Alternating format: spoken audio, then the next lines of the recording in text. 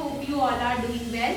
So we are back with another part of chapter number 4, globalization and the Indian economy, class 10th economics. हमने हमारे part 1 में basic introduction cover किया था और अब आज हम कवर करेंगे ग्लोबलाइजेशन क्या होता है, किस तरह से ग्लोबलाइजेशन किया जाता है, क्या क्या फैक्टर्स होते हैं जो ग्लोबलाइजेशन को अफेक्ट करते हैं.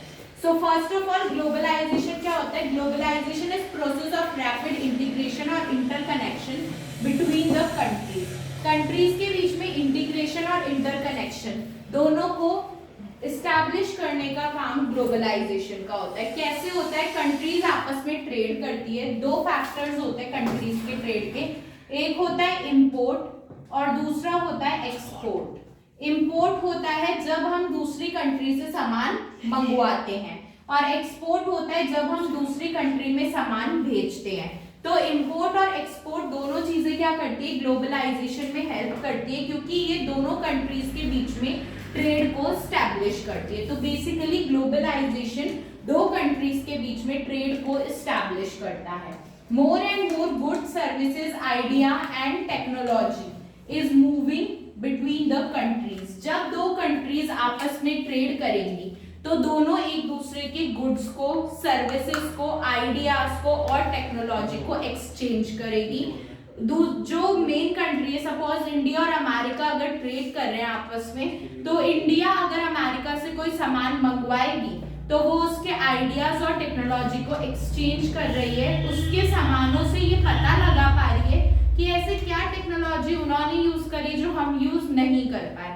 तो ट्रेड सिर्फ ट्रेड नहीं है, इससे बहुत सारी चीजें होती है. एक तो हमें नई नई variety of goods and services को यूज करना आता है.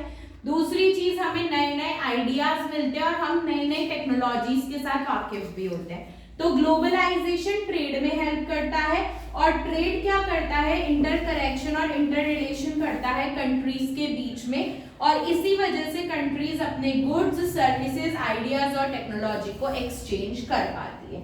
अब हम पढ़ेंगे factors that have enabled globalisation. Globalisation को करने के लिए कुछ फैक्टर्स की बहुत अहम भूमिका रही है. दे वर वेरी इंपॉर्टेंट. तो फर्स्ट फैक्टर है डेवलपमेंट इन ट्रांसपोर्टेशन. ट्रांसपोर्टेशन के डेवलपमेंट से क्या होगा? अगर किसी भी कंट्री में ट्रांसपोर्टेशन का डेवलपमेंट अच्छा खासा हो गया और वो इंटरनेशनली ट्रेड करेगी तो इससे क्या होगा? उन्हें चीप क्विक डिलीवरी मिलेगी गुड्स की. क्यों? क्योंकि अगर ट्रांसपोर्टेशन ही डेवलप हो गया तो आप किसी भी कंट्री में अपना सामान भेज सकते हो और किसी भी कंट्री से इजीली मंगवा भी सकते हो.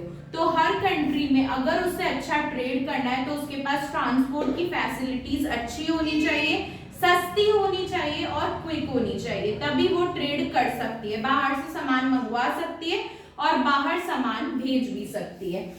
जो मोड ऑफ ट्रांसपोर्ट है उसके एग्जांपल है ट्रेन्स. ट्रेन्स के थ्रू ज्यादा सामान एक कंट्री से एक कंट्री के अंदर कम्युनिकेट होता है, ट्रांसपोर्ट होता है. दूसरा होता है शिप्स. शिप्स क्या करती है? वर्ल्ड टू वर्ल्ड भी ट्रेड करती है, यानी कि जो वर्ल्ड में कंट्रीज टू कंट्रीज है वो ट्रेड भी शिप्स के थ्रू होता है. नेक्स्ट है हाईवेज. हाईवेज के थ्रू भी ट्रेड होता है. हाईवेज के थ्रू इंपॉर्टेंट सामान ले जाया जाता है और लाया भी जाता है. तो ट्रेड में ये तीनों चीजें ही बहुत ज्यादा इंपॉर्टेंट होती है. Secondly, information and communication technology. आज के फास्ट स्पेस्ड वर्ल्ड में आईटी जो है वो सबसे इंपॉर्टेंट रोल प्ले करता है क्योंकि न्यू टेक्नोलॉजी से न्यू गुड्स बनेंगे और न्यू गुड्स बनेंगे तो नए नए कस्टमर और जुड़ेंगे. तो अगर आप ट्रेड कर रहे हो तो आपके पास में इंफॉर्मेशन टेक्नोलॉजी और कम्युनिकेशन टेक्नोलॉजी बहुत अच्छी होनी चाहिए ताकि आप नई नई टेक्नोलॉजी का यूज करके नया नया सामान बनाओ, उसे बाहर बेचो और पैसे कमाओ. तो हर कंट्री के पास में अगर इंफॉर्मेशन और कम्युनिकेशन टेक्नोलॉजी अच्छी होती है तो क्या होता है? उनका प्रोडक्शन स्प्रेड होगा और उनकी सर्विसेज ग्लोबली काम में आया करेंगी. थर्ड है न्यू टेक्नोलॉजीज.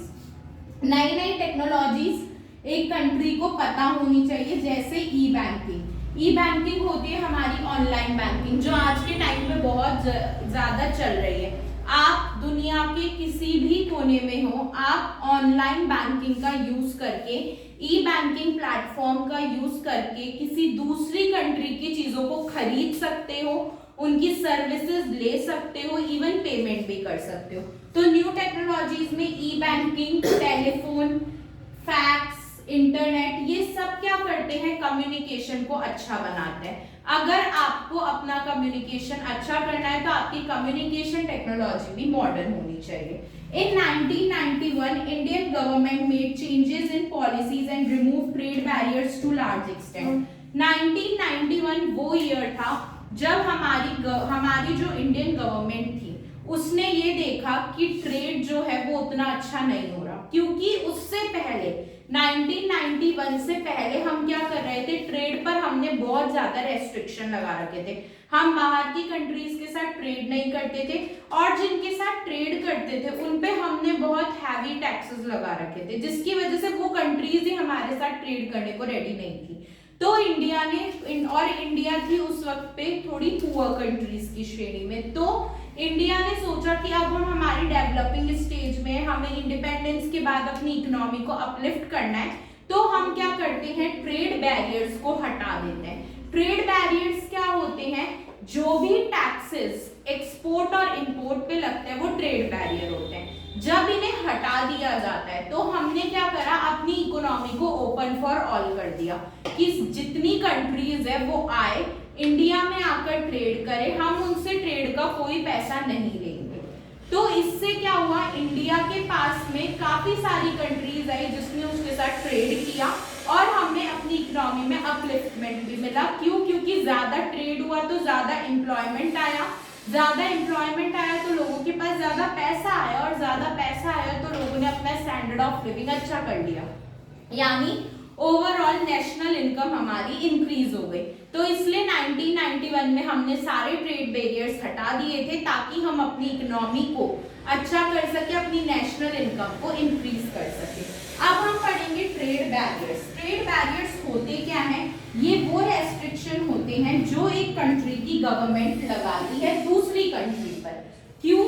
ताकि वो फॉरेन ट्रेड को कंट्रोल कर सके। एग्जाम्पल होता है इंपोर्ट और एक्सपोर्ट्स पे लगे हुए टैक्सेस, वही हमारे ट्रेड बैरियर्स होते हैं। जब भी किसी कंट्री को लगता है कि सामने वाली कंट्री जो है उसके साथ हम बहुत कम रेट्स पर ट्रेड कर रहे हैं, तो हम क्या करते हैं, टैक्सेस लगा देते हैं कि आप हमारी कंट्री में कुछ भी इंपोर्ट करोगे तो आपको उस पर टैक्स देना पड़ेगा, और सामने वाली कंट्री भी यही करेगी कि आपने हमारी कंट्री में कुछ भी एक्सपोर्ट किया तो आपको उस पे टैक्स देना पड़ेगा। ये होते हैं ट्रेड बैरियर्स। ये क्यों किए जाते हैं, ताकि फॉरेन ट्रेड को कंट्रोल किया जा सके। अब फॉरेन ट्रेड को कंट्रोल क्यों किया जाता है, क्योंकि अगर आपने फॉरेन ट्रेड को कंट्रोल नहीं किया तो सभी लोग बाहर के सामानों का इस्तेमाल करने लग जाएंगे और अपनी कंट्री का सामान कोई यूज नहीं करेगा। इसलिए हमारी कंट्री के सेलर्स को भी हमें प्रोटेक्ट रखना है, इसलिए हम जो फॉरेन ट्रेड होता है उसको लिमिटेड रखते हैं। Next, all developed countries during early stage of development impose trade barriers. जो डेवलप्ड कंट्रीज होती है, जिनमें गरीबी नहीं है, जिनमें एजुकेशन अच्छी है, जिनमें एम्प्लॉयमेंट भर भर की है, जिसमें पैसा बहुत सारा है, वो अपने इस इनिशियल स्टेज पर ट्रेड बैरियर्स लगा के रखते हैं। क्यों?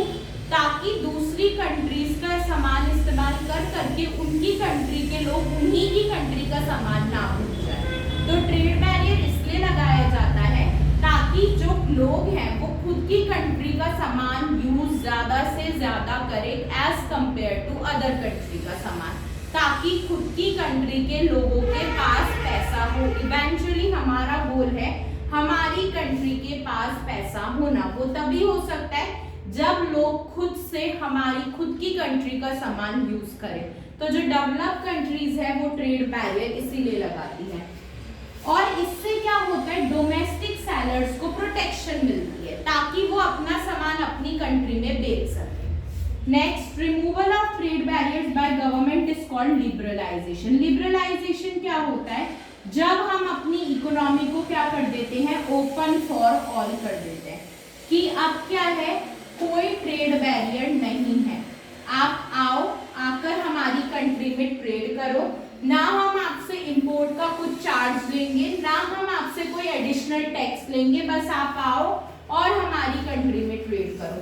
जब हम दूसरी कंट्रीज को इनवाइट कर रहे हैं हमारी कंट्री में आकर ट्रेड करने के लिए without any taxes, without any charges, ये होता है लिबरलाइजेशन। हमने अपने सिस्टम को लिबरल कर दिया, फ्री ऑफ टैक्सेस कर दिया। अब हम पढ़ेंगे world trade organisation. World trade organisation short form है WTO। वर्ल्ड ट्रेड ऑर्गेनाइजेशन क्यों बनी? ताकि इंटरनेशनल ट्रेड को थोड़ा लिबरलाइज किया जा सके। अगर कोई ऑर्गेनाइजेशन होगी ही नहीं जो ये देखे कि कितना टैक्स इंपोर्ट एक्सपोर्ट पे लगाना है, तो हर कंट्री अपना मनमाना टैक्स लगाएगी।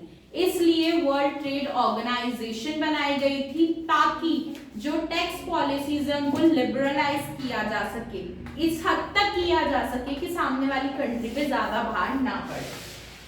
स्टार्टेड बाय डेवलप्ड कंट्रीज, ये स्टार्ट हुई थी डेवलप्ड कंट्रीज के थ्रू, लेकिन अब 164 कंट्रीज जो है वो इसकी मेंबर बन चुकी है। ये क्वेश्चन पेपर में आ सकता है कि क्या है WTO और कितनी मेंबर्स इस कंट्री की, कितनी कंट्रीज इसकी मेंबर है। तो आपको 164 लिखना है, WTO के बारे में बताना है।